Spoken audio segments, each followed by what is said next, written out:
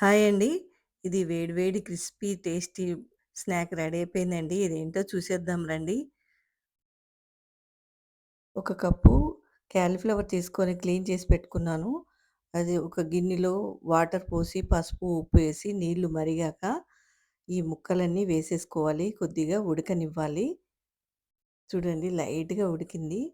తర్వాత దీన్ని వడబోసుకొని ఆరబెట్టుకొని పెట్టేసుకోవాలి.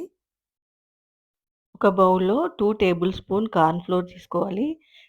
2 table spoon rice flour, 2 table spoon శనగపిండి తీసుకోవాలి.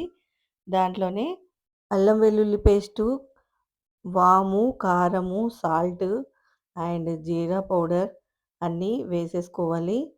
వేసేసుకొని కొద్దిగా పసుపు వేసేసుకొని 2 స్పూన్ పెరుగు వేసుకోవాలి. బాగా కలిపేసుకోవాలి.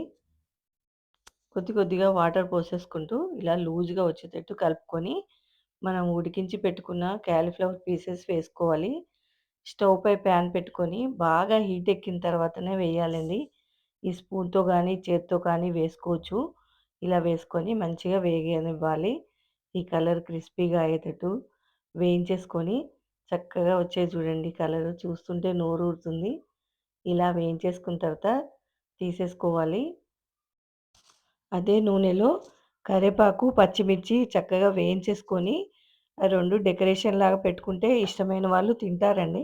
దీంతో పాటు గ్రీన్ చట్నీ గానీ, టొమాటో సాస్ గానీ పెడితే, పక్కన నిమ్మకాయలు పెడితే సూపర్ టేస్టీగా తినేస్తారు అందరూ. ఈ వీడియో మీకు నచ్చినట్లయితే లైక్ చేయండి, షేర్ చేయండి, సబ్స్క్రైబ్ చేయండి. Thank you.